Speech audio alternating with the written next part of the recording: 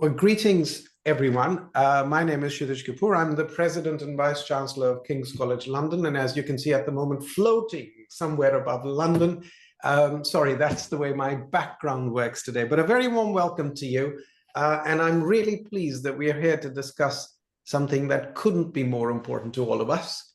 And that is the future of higher education in the UK. I know that colleagues are streaming in, but I'm also mindful of the fact that we have only 60 minutes, of which one is already gone. So I think we will get started just as you come in and take your places. So to those who've joined late, again, I'm Kshitij Kapoor, the President and Vice Chancellor, King's College London, and your host today. And we are here really to talk about the four futures of higher education in the UK. And this is how we will do it.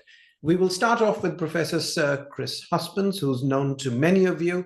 He's a scholar of education, he's been a vice chancellor, and having just given that up now, can step back and look at the entire system.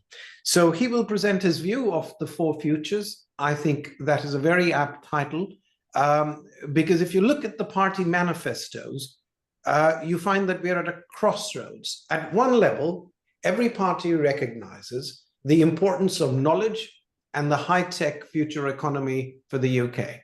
And yet, none of them have anything really positive for the universities. At the same time, Professor Bobby Duffy just did a poll of 3,000 representative UK citizens. And what we find is that universities are held in very high esteem. So after the NHS, the Defence Forces, the royal family, it's the universities above the BBC. So we're right there in the public consciousness, but if you ask them, are they a priority of funding? We are right at the bottom. Funny enough, of 30 possibilities, we are only above Scottish independence. Make of that as you will. But so that tells you we're held in high esteem, but are a very low priority for action. And therefore, it's important for us to contemplate the possibilities. And that's what Professor Chris Husbands has done in his paper that I hope you've had the opportunity to read. If not, I'll request our organizers to put it in the chat so that you can get it. But after Chris has done presenting his vision of four possible futures, we will bring in Margaret Hodge, who's known to many of you, an ex-minister, someone with deep interest in universities, currently the chancellor of one, so she knows where the shoe pinches. And then after that is Nick Hillman, who is the director of the Higher Education Policy Institute and the sponsor and the commissioner of this paper that Professor Chris Husbands has produced. So I don't think you need anything more from me other than to welcome you all and to welcome Sir Chris Husbands to start us off with his four futures. Chris, over to you. Well, Kshitij, thank you very much indeed. It's a real pleasure to be here, and there should be a slide, a very short slide deck we'll get going up. So I'm delighted to have the opportunity to talk about four futures. It was designed to stimulate discussion about the future of the higher education sector in England, and I knew that not everybody would agree with its framing or its analysis, and that's been a really stimulating set of conversation since it came out. I'm really grateful to Nick Hillman and HEPI for publishing it, for turning it around very, very quickly. I didn't know that it was going to land in the middle of the election campaign, and I'm looking forward to the discussion today. So Four Futures has two background propositions. The first is the size and shape of English higher education today is the result of specific circumstances. It has changed before and it will change again. The second is that there are tensions between what the nation wants from its university system, what universities can offer, and what the government and others are willing to pay for. So I begin Four Futures by observing that for most of this century, universities have thrived, as three policy and financial developments drove economic buoyancy and institutional confidence. First, the financial settlement imposed by government in 2010 replaced teaching and capital grants with student loans as the basis for virtually all home undergraduate funding.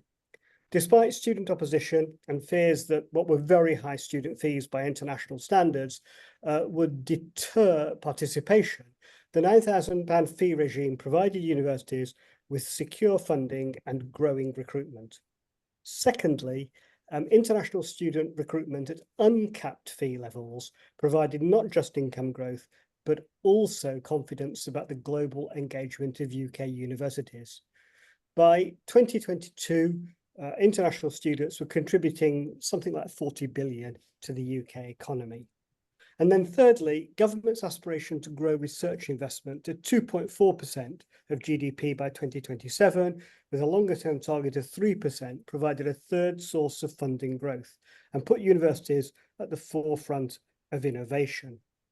But in the last 3 years, policy change and financial pressures have flipped the narrative on all three of these funding streams. Each of these income streams have become problematic. Gabby Hinchliffe in The Guardian wrote, "Britain's universities are in free fall and saving them will take more than funding."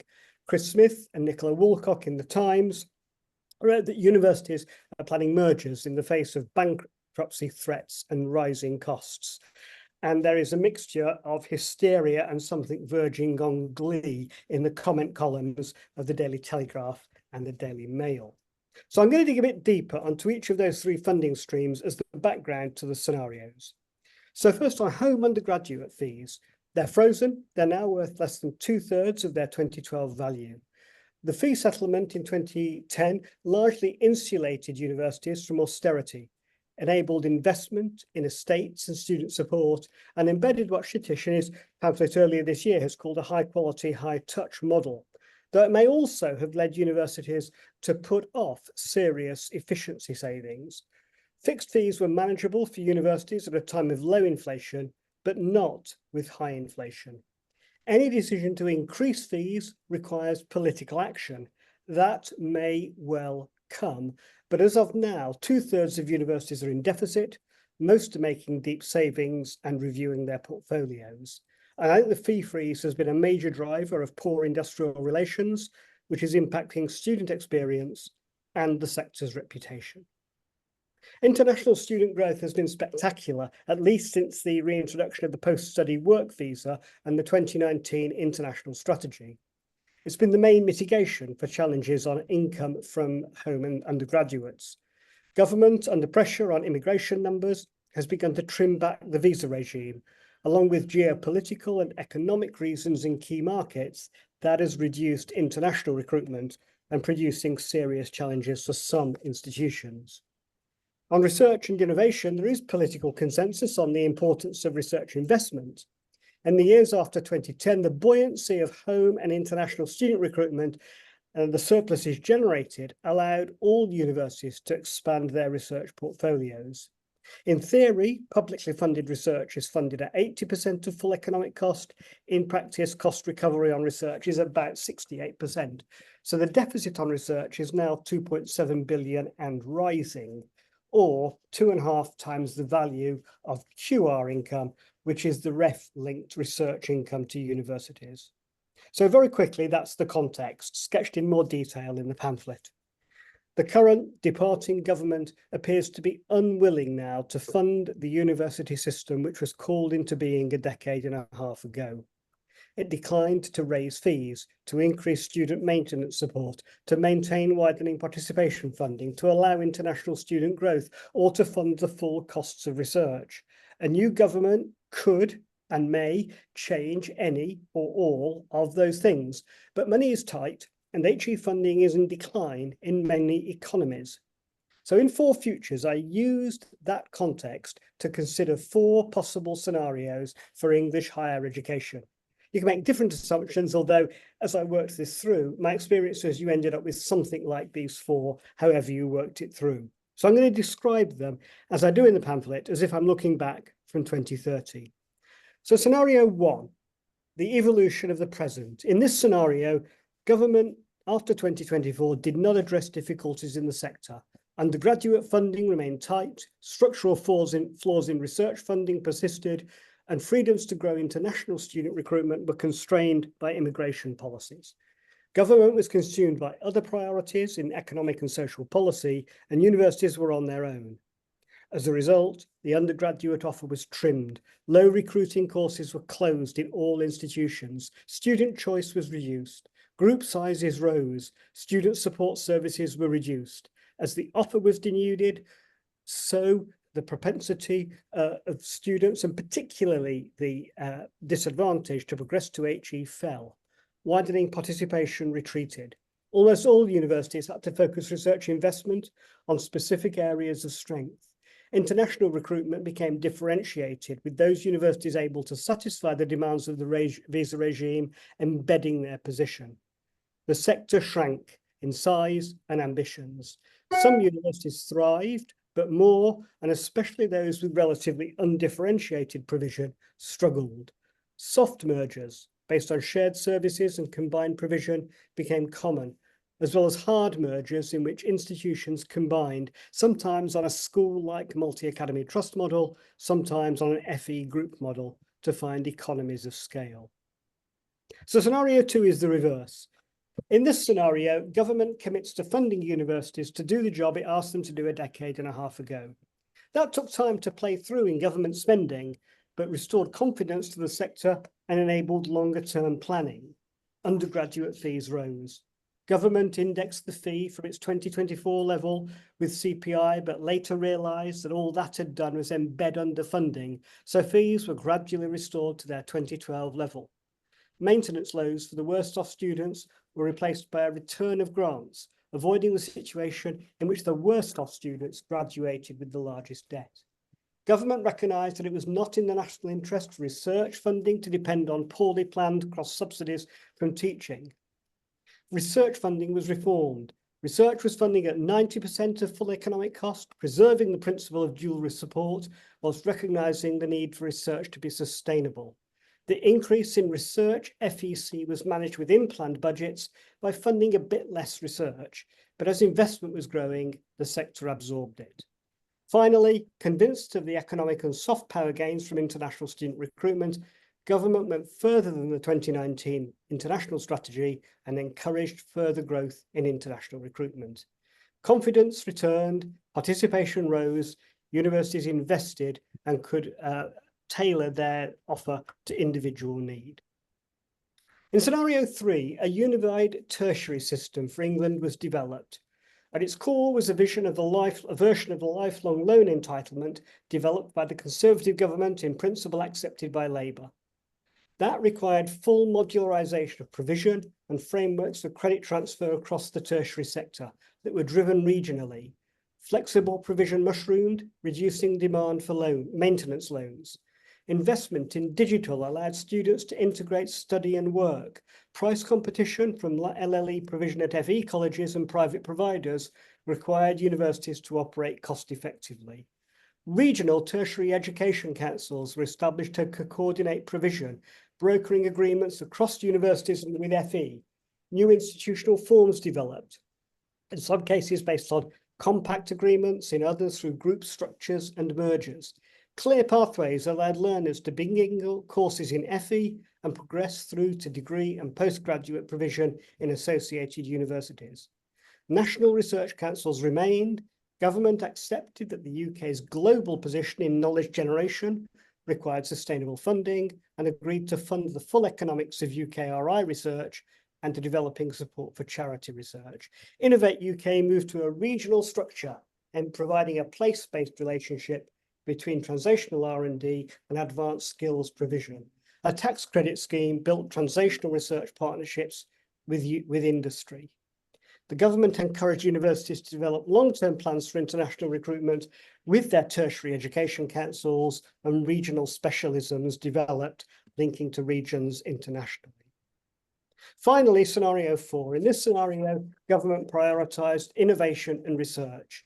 It accepted that constraints on public investment meant that it could not offer all the research it or the sector wanted, and it went about structuring the sector differently.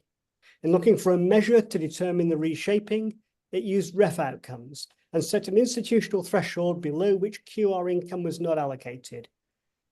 That concentrated research in a smaller number of institutions.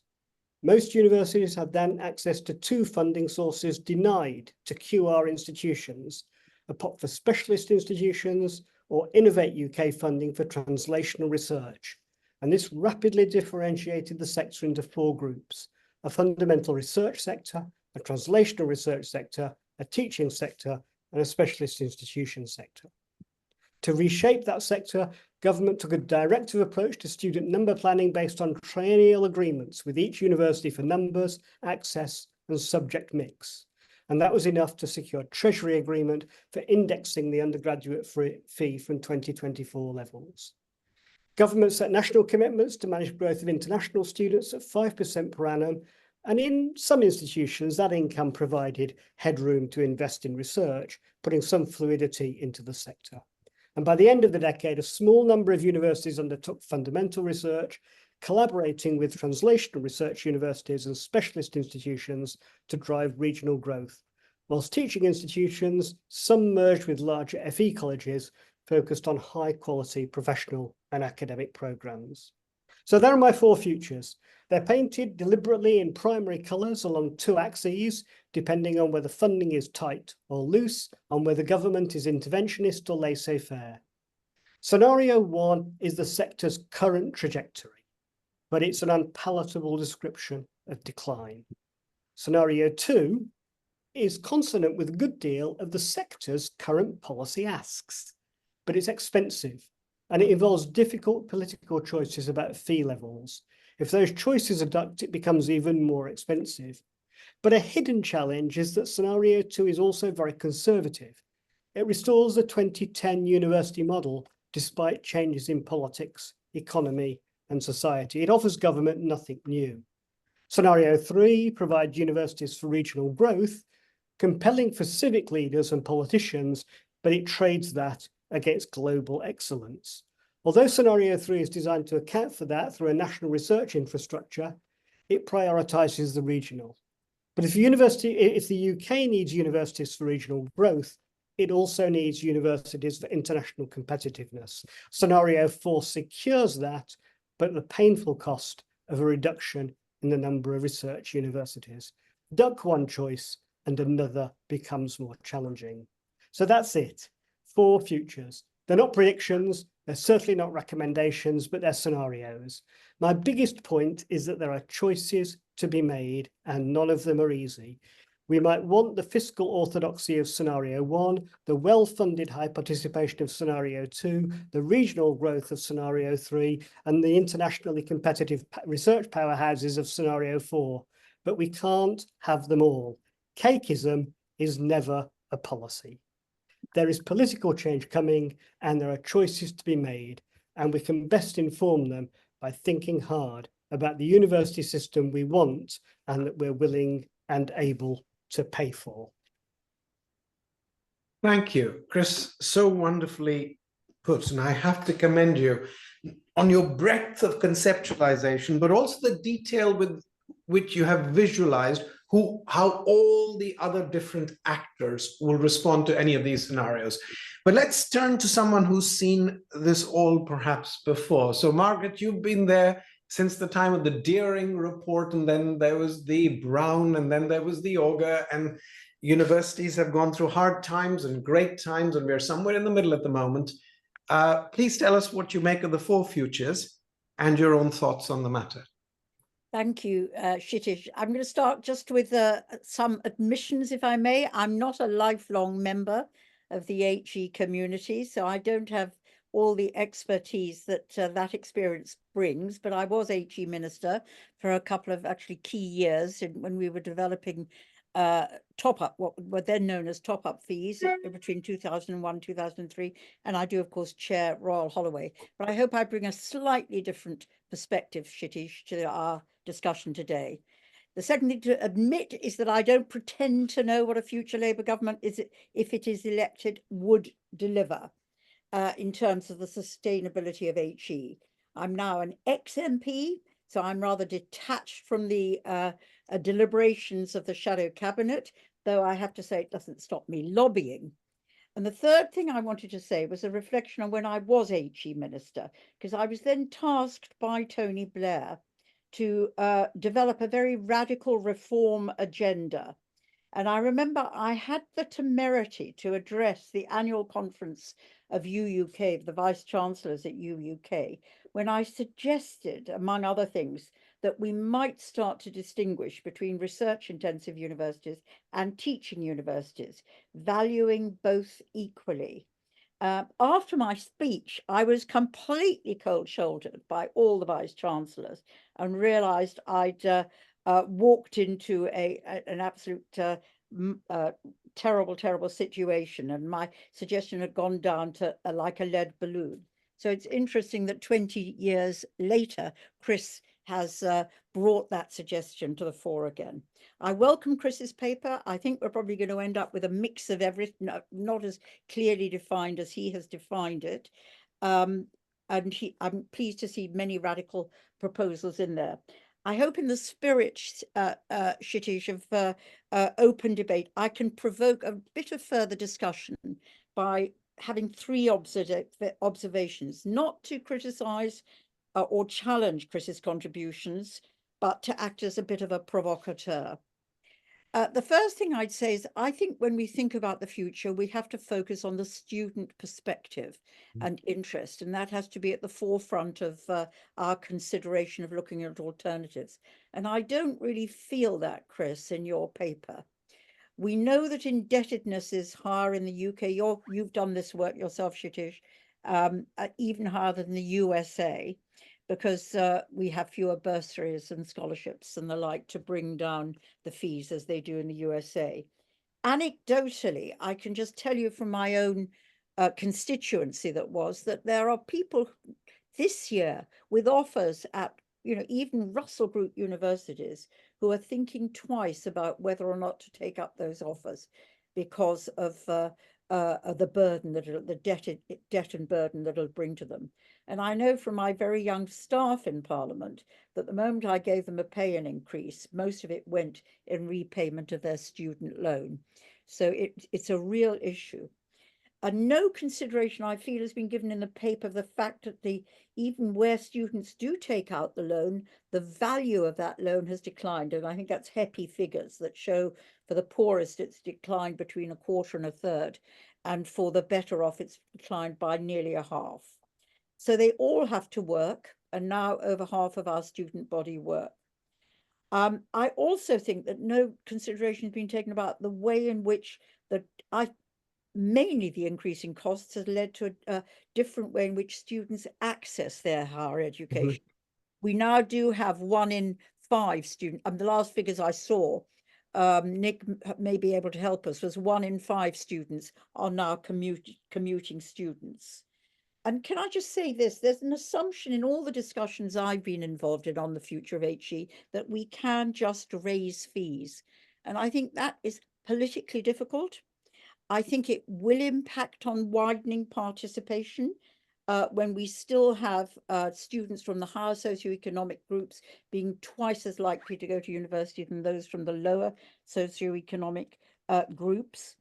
And it sort of holds us in a bind. I think we should be thinking about how we can help poorer students to actually access university more fairly. And if I can put a really radical suggestion forward, I'm not sure why the state is providing financial support, even in the terms of loans, to students from higher income backgrounds, and whether that is really where, when you're talking about priorities, we should be putting our money.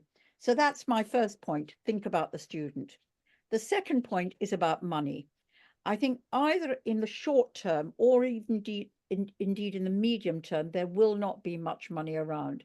And if you look at investment in HE across all the OECD countries, we're still relatively high in the proportion of our national wealth that we put into higher education. But my argument from a Labour perspective is that I would always, if I have the choice, put the money into early years and under fives.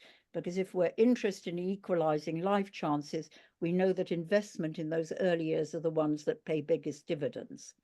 The other thing to say is that I think Chris did suggest this, that HE has not been through the austerity that other public bodies have been.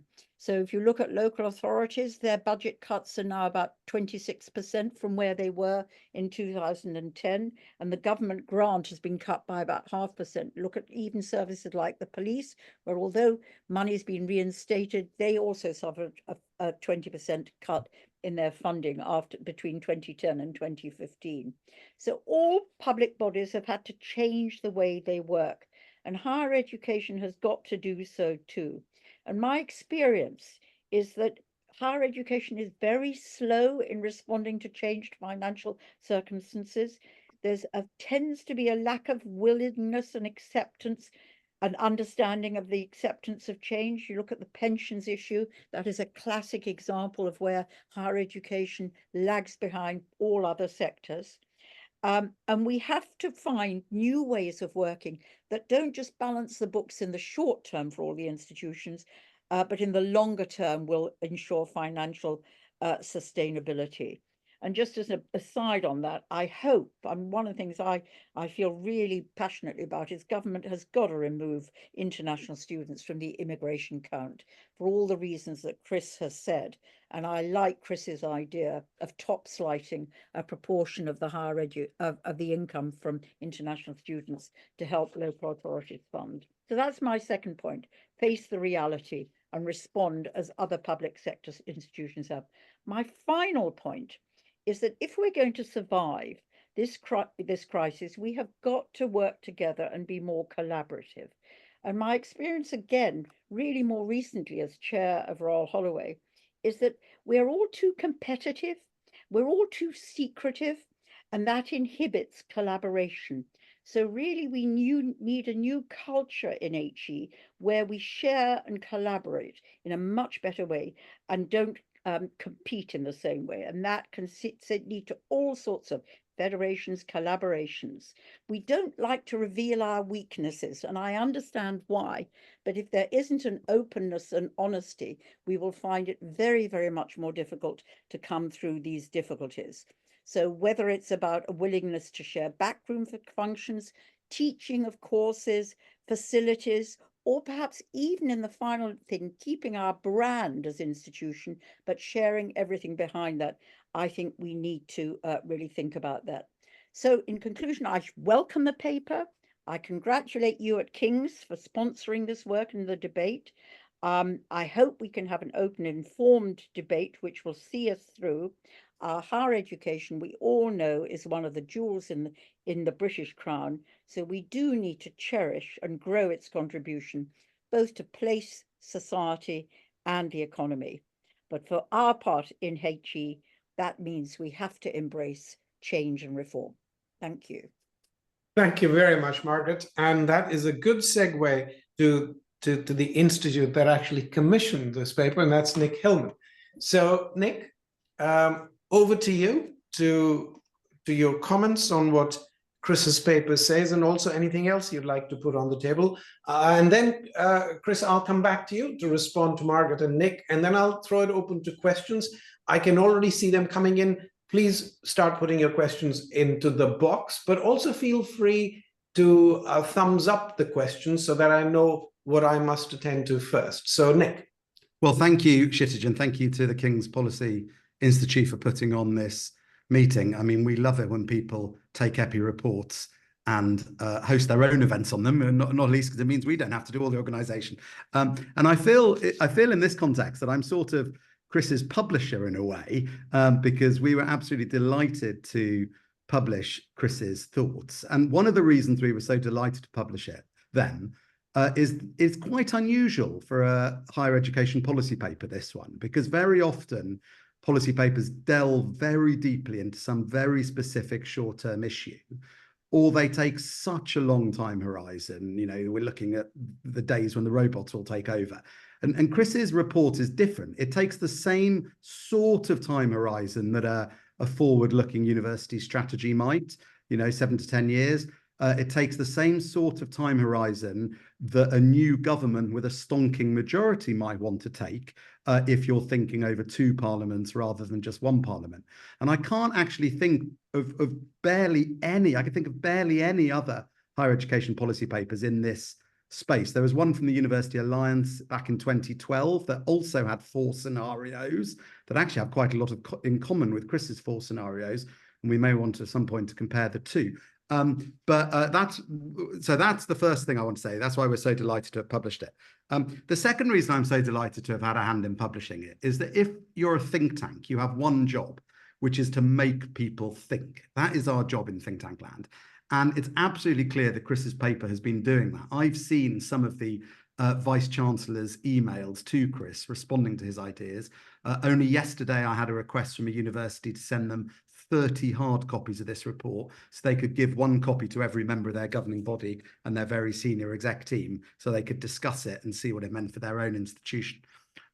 For me, Chris's 4 models can be summed up a bit like the title of Friends episodes in the following way. I think the first one is the one that many people think the Conservatives want to see. For example, with some of the underfunding there. I think the second one is maybe what many people think Labour might do in government, though there's not much evidence of what they're going to do in government yet. The third one I sort of think of as the David Watson Memorial scenario, with its very progressive views on people transferring between institutions and a more unified system with a regional aspect as well. And the fourth one, for me, seems so statist that it risks something we don't talk about enough in our sector, though Margaret, with a former PAC hat on, will have views, which is the universities becoming reclassified as part of the public sector. And I think that has all sorts of consequences that would go way beyond even those outcomes listed in Chris's scenario. But I was asked to speak for 7 minutes, and I won't even take up the full 7 minutes. I just want to make 5 brief points in my remaining time, which are cross-cutting points. They're not about individual scenarios. And the first one is, I think the reason Chris's report has struck such a chord and seems so timely is it's written with sort of glorious technicolor. It's sort of, as you heard, it outlines all the different facets of each scenario. And it stands in very, very stark contrast to the vacuity of the main parties' manifestos when it comes to higher education. They're not even monochrome, they're just sort of empty very often. And in fact, we had an analysis on our website only this morning from London Economics and the Nuffield Foundation of the different party manifestos' commitments on higher education. And London Economics say quite bluntly, they can't even model what's in Labour's manifesto because there's not enough meat there to do the modelling. Secondly, Chris's paper reminds me a little bit of the mid-1990s, which was another crisis point for UK higher education, with a seriously depleted unit of resource and a deteriorating student experience with very large class sizes and the rest of it. And I know that, and I feel that very personally, because that's when I was a student myself. That, of course, then led to the Deering Review, so action was taken. And I think Chris is a little bit too harsh on policymakers in his paper, because I think policymakers did take their eye off the ball in the 90s up until the era of New Labour, actually, and the reintroduction of tuition fees in 98. And then we actually had quite a set of brave policies for higher education right up really till about 2015, 2016. I'd say probably Joe Johnson's tenure as minister was the last really dedicated minister we had. And, you know, whether people like the Office for Students or like the Teaching Excellence Framework or what have you, a lot was happening. And since then, it feels as if things have drifted. So I think there's some digs of policymakers in Chris's paper. And I think it's probably fair for the last few years, but not necessarily. There have been periods where policymakers have really been quite active in response to our sector and its needs. And thirdly, related to this, I think the long periods where universities have actually done relatively well compared to other sectors, and Margaret talked about that, such as in the first half of the 2010s, may have lulled them into a false sense of security about their lobbying prowess. For example, at a private dinner I was at recently, I heard, I don't think he'll mind me saying, Joe Johnson saying he really didn't feel universities got behind the increase in fees in 2017 linked to the TEF, and that if they had, that might have been the first of many fee increases, whereas it was just one and hasn't happened again since. And I feel like we as a sector are a bit like rabbits in headlights at the moment when it comes to research spending, which has only come up a little bit so far this morning. In the last few general elections, certainly the two biggest parties have made very bold commitments in relation to research spending. This time round, there's very little. And that's largely because the Office for National Statistics has reclassified how we count research and development spending. So we used to lobby very hard for research and development spending to reach 2.4% of GDP. The ONS has recalculated and said we're already at 2.9%. And now we don't really know what as a sector to be asking for. And that's one reason, I think, why the manifestos are so empty and disappointing when it comes to research spending. Although I've got to say, actually, the Lib Dems have some quite bold commitments there, but not the Conservatives or Labour. Nick, could I just remind you, we're getting to the end of your time, and I think you said go to 107, so I think I've got one more minute. And my fourth point is that I think there are lots of important asides in Chris's paper that have already been referred to briefly. There's an interesting section there on mergers, and I think if mergers are to happen, we could do with thinking about the most useful vectors on which they might happen. I would say more about that, but given your warning, Kshitij, I won't. There's also thought-provoking stuff in there on efficiencies, which again has been mentioned, and climate change, which is in the questions, and maybe we want to return to, but that's a very expensive thing coming our way. If universities are to keep to their existing net zero commitments, which most of them are miles off. One omission I would like to have seen more of in Chris's paper, though, is where higher education should sit in Whitehall, because which of Chris's scenarios comes true will be partly dependent on where it sits in Whitehall. And then very finally, I think sadly, one thing missing from Chris's paper, and probably intentionally so, is that he he underestimates the British capacity for muddling through. And if you made me put my money on it, my guess would be we'll end up with somewhere between scenario 1 and scenario 2. I'm not saying that's the best outcome, but I do think it's a real likelihood and possibility.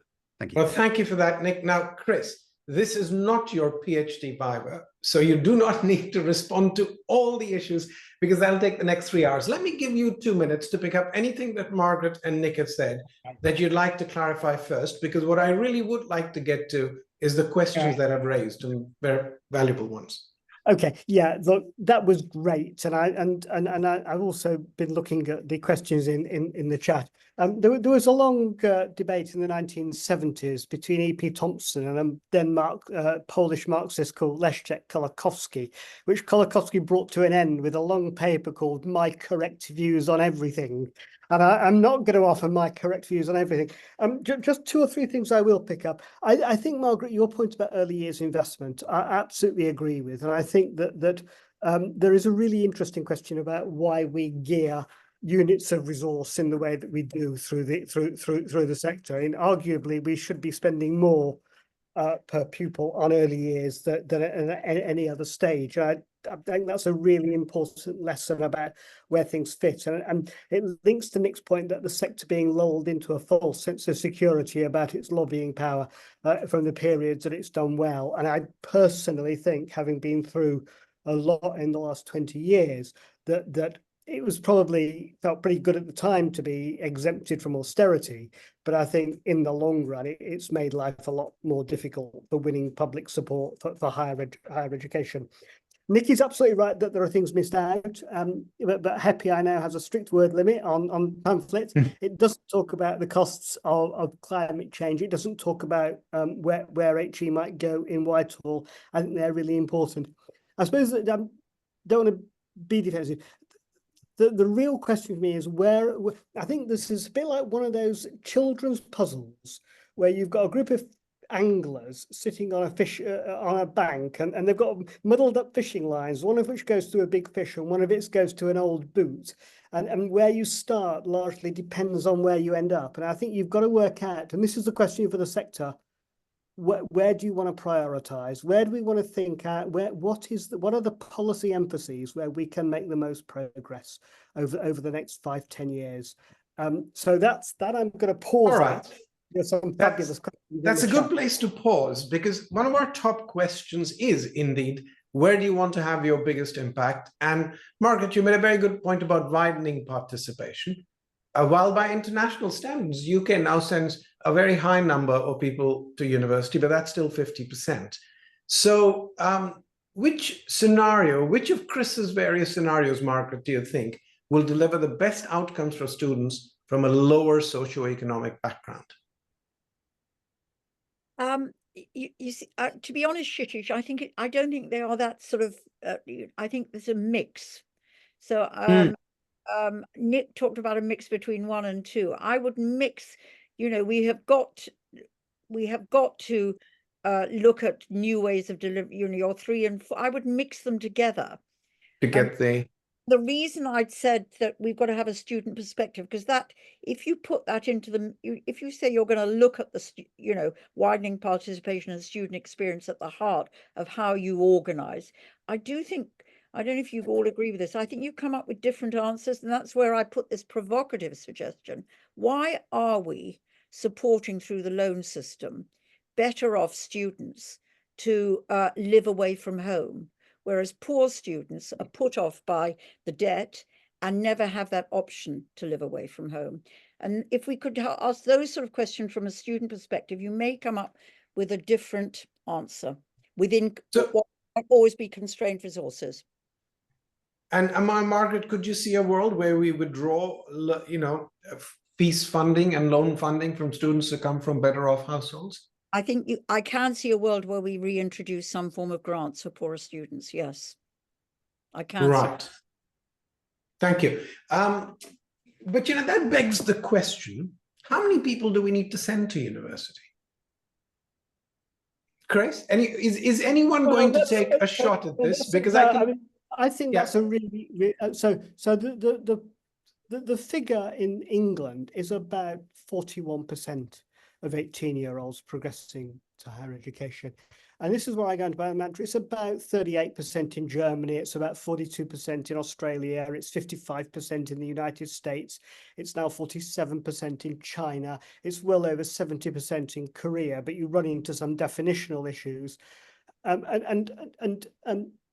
although I think there are some tough questions coming, you know, I've spent 30 years of my life working in higher education. I think universities are great. I think their contribution to transforming life chances, I think their contribution to economic growth, I think their contribution to building a cohesive and civilized society is absolutely vital. So I don't want to get into a big argument about size of the sector. The thing that worries me most, which takes us a bit off piece, is I don't worry too much about whether we're sending slightly too many or slightly too few. I worry an awful lot more about the very poor choices available for the 60% who do not progress to higher education. I think that the less intellectually well qualified you are by the age of 18, the more complicated and the less robust your routes through. And I think that's what we ought to be worried about. But that takes us in a different direction. Kshitij, can I add a little bit to that? It's always the middle classes who invariably send their children to higher education who start asking, what's the number? So, you know, they want it for their children. They don't want it for other people's children. And I think one of the positive suggestions that Chris has is this development of a tertiary sector where there's much easier progression between technical FE and HE, that they're much more closely aligned. And even if we weren't in financial difficulties, and I mean, for me, HE should be looking at the FE funding, which is more likely to be available even under a Labour government or under a Conservative government to help it with its financial crisis. Even if that weren't there, I think we should be looking at the development of a tertiary sector, which makes it all rather more seamless as to where you go and what you study. Now, Chris, which of your suggestions is in some sense most tertiary inclusive? Well, I think that's a really interesting question. I think the most I've been criticised by one of the people who commented on the pamphlet by not giving enough of a student perspective, and I think it's something that I own up to. I don't. It's a system and management perspective. I think that I suspect that the scenario that delivers you the best outcome on widening participation is some version of 2 and 3, somewhere between. So that you know, crudely is where you go, but there are trade-offs that you pay for that. And there's a comment I've just picked. I'm trying to desperately keep in touch on the questions in the chat, and anybody who has asked a question and wants to talk about it, do email me at chris@chrishusbands.org. But there's a question about from Anonymous at 1314 that young people should be absolutely furious. And I think I agree with that. I did a bit of work a couple of years ago trying to work out what a triple lock guarantee for young people might look like. And, you know, there's some really hard thinking to be done about how you pull together what we might offer to our young people. I suspect national service isn't part of it, but I think that you know, there's a really tough thinking here about what we're willing to afford, which also I suspect and what we're willing to pay for. The worry, one of the bits that worries me about something Margaret has said about, you know, why are we paying for middle-class children to live away from home? We've got to be really careful not to over-infantilize adults and not continually to hold young people to account on the basis of their parents' income. That feels quite important. They are adults. All right. Now, in that case, let me bring forward a question, which is always uncomfortable to ask, but since Bridget Phillipson answered it on TV, we should try and answer it here. And that's the issue of institutional insolvency, universities going bankrupt. What do we think is the likelihood, and what should be the response? And let me rule out one, which is international students, because I think for too long for our universities, that's been the easy way out. And in many ways, it has allowed us not to force some internal issues. So Chris, Margaret, Nick?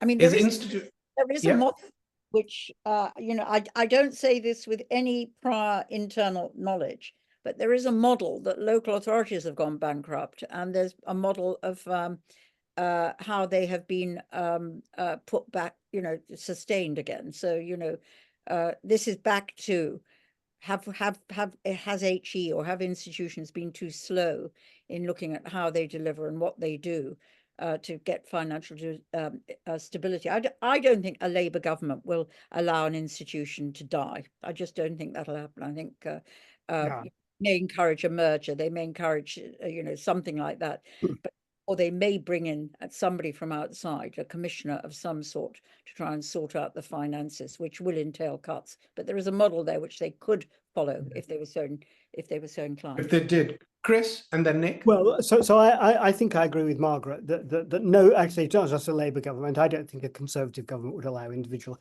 I can see exceptions to that, but I think that going bankrupt's is an interesting one. The fact is that you probably intervene just, you know, before that happens. That gets there. I think that there are some institutions that are in very, very serious difficulty at the moment. I don't think we should underestimate that. My wife, by the way, pointed out that I have misused the phrase "do not underestimate" and "do not overestimate" in the pamphlet. I'm terribly sorry to everybody for that. But so I think that we shouldn't. I think that there are places under difficulty. The problem with the commissioner model for higher education is that it does play into another policy issue, which is that it's possible to put commissioners in for FE and local authorities because they're public sector institutions in a way that higher education is not. So I think that there are some legal challenges there, but I think there is going to need to be a transformation and intervention regime. Nick? Well, I just said two very quick things because I know there's lots of questions. I mean, there was a model during COVID, of course, the higher education restructuring regime, which wasn't heavily used, but was a very interesting. They had legal experts, real estate experts, HE experts, all on there. And then the other model is, of course, shifting the OFS back to a tiny bit more like what HEPI would have done. You know, if a new government was to give a couple of £100 million or something as a transformation fund to the regulator, it would ease some of these difficult conversations. But like Chris, I think it would depend where the institution was, what sort of institution it was, and so on. Thank you. Could I move us to another question, which is what comparative research is there on how other countries are tackling these issues? So look, this is an issue dear to my heart. I've served in the US, Canada, Australia, and now in the UK. So I know a little bit about how these countries are working. I wouldn't call it research because I haven't seen very systematic work. In fact, Professor Alison Wolfe with the King's Policy Institute is doing perhaps the most systematic analysis at the moment, but the results aren't there. I think here is how I would put the situation. In the US, I think we're often captured by Harvard, Yale, and Columbia. You know, those universities fly in their own Ivy League. If you, however, look at the thousands of state universities and colleges in the US, they're really not in any better a situation. In fact, college enrollments are going down in the US, and private colleges are closing at a remarkable rate. 50 US private colleges closed last year. Now they've got quite a few of those. Canada is in a very similar situation. Their unit of resource by the state government is lower than 9250, if that is believable. And they're also very dependent on international students. But in Canada last year, and the result of it is yet to be seen because of the immigration concerns, they just blanket reduced the number of international students to 2/3. They said the country had, I think, something close to 700,000 international students last year. It's going to have 2/3 of 700,000. And the states are scurrying about dividing that pool amongst their universities. Australia is also in a similar situation, but has done a very statist thing. The central government will actually determine how many international students you can have. And given that the international student-driven income is the only discretionary flexibility most universities have, controlling that is controlling universities. So Chris, you were talking about, are these public sector universities or are they autonomous institutions? Frankly, the moment you control the international students to a university, you're de facto controlling, in some sense, the fate of the university. So I wish I could turn around to anywhere in the English-speaking world and tell you things are rosy. I think we've all got our different kinds of misery. But let me turn to a question that was there that seems to have gone, and that's about the lifelong learning entitlement. You know, that's the big policy piece. It's supposed to come in place in 2025. It was going to enable learning for people for a lifetime. Now, of course, for people who are already doing 18 to 24, it remains quite the same, but the real possibility was for people later in life. Where does that fit into your future scenarios, Chris?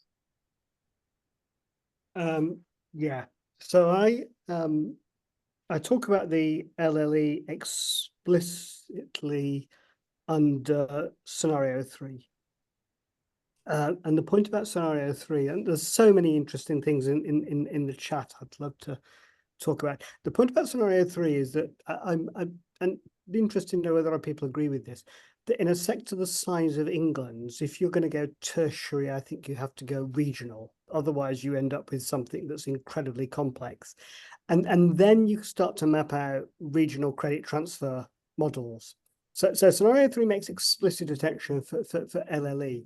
The thing that worries me most about the LLE as currently planned is that if you graft an LLE onto a system which is culturally attuned around the delivery of full-time undergraduate 3-year provision, you really might be setting up a flexibility. You set up a flexibility that the system is not very well geared to deliver. So there's a real question for me about how flexible the sector is able to be in order to accommodate LLE.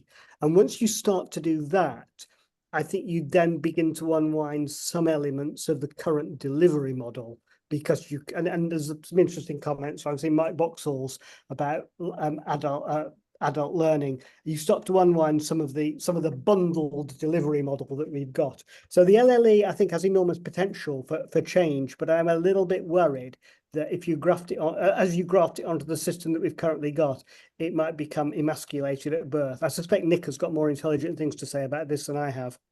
But I would like to say, Yeah. Go ahead, Nick, quick. Well, I would like to say one thing, which is not more intelligent than anything Chris has said, but it's this, is that we are endlessly as a sector picking holes in the LLE. And I think at some point, policymakers might just think it's not worth a candle and rip it up. And actually, it could be the most amazing opportunity for us. So while we should critique it, we should also show policymakers how we can make it work, because it could be a wonderful opportunity for us to fix a lot of the problems in the chat. Well, very quickly, and it should be, it's not something that we should accommodate. We should use it as a stimulus for change. Yes, well, I agree. Speaking of that, there are quite a few questions which say, why is a 3-year degree at the epicenter of our system? It's not an inviolable number, because in the US it's 4, go figure. They generally are more productive and efficient in most things, but in the US it takes 4 years to graduate. We do it in 3, presumably we're brighter. But why is it 3? Questioning that could dramatically reduce or change the cost of higher education. It could. If it could be 2, it'd be 2/3 the Nick, price. Nick, you go first, and I want to tell a little story. Well, I'm on the board of the University of Buckingham, whose strapline is the home of the 2-year degree. And it does it brilliantly well, unless you're a medic, in which case it's obviously longer than 2 years. Sure. But demand is limited. Demand is limited. Most people enjoy higher education so much they'd like to stay a bit longer, maybe do a tall master's afterwards, not go for less long. Chris? Well, my little story goes like this. Joe Johnson asked me to pilot some work on 2-year degrees at Sheffield Hallam. And I was quite inclined to do this. And I went off and we set some focus groups of students up. And they made 2 points that slightly shifted my perception on this. The first was that they said that a 2-year degree would always be regarded as a lower quality degree. And it struck me that the way to drive 2-year degrees into the system is to get Oxford and Cambridge to offer 2-year degrees, at which point I suspect everybody would queue up to do it. The second thing they said was that, I think this is really important in terms of the demographic of the university, that on a 2-year degree, it would be more intensive and they wouldn't be able to get part-time jobs alongside their study. So it was less attractive for them than to do, and they were more interested in a slower degree that they could combine with work. So I think there's some basics around prestige and economics that get in the way of shortening the offer. And I'm not quite sure why we're trying to do that, other than constrain costs, which you can do in other ways. But on the other side of the coin, it might be a very good way of widening participation, because indeed, if you do focus groups with existing student body or all the research of the existing students, you're getting a distorted picture because of the distorted composition of the existing student body. Look, thank you very much. Well, thank you to the nearly 300 participants who gave us their lunchtime to join us. Thank you very much for Chris. And Nick, you were absolutely right. The point of a think tank is to get people to think. And I think, Chris, your paper certainly is giving us a lot to think about. Though, of course, we're in the midst of an election. I think we should all reassemble, perhaps after we know who the next government is going to be, to see how all of this fits into a broader agenda. My thanks to the King's Policy Institute for helping us organize this. But could I also recommend their recent survey, which tells you what the British population thinks about universities. They think we are institutions of great esteem and national pride, but they're not willing to spend too much on us. So I'll let you take that home and chew on it, and hope to see you again at one of the King's Policy Institute matters. Thank you. Thank you.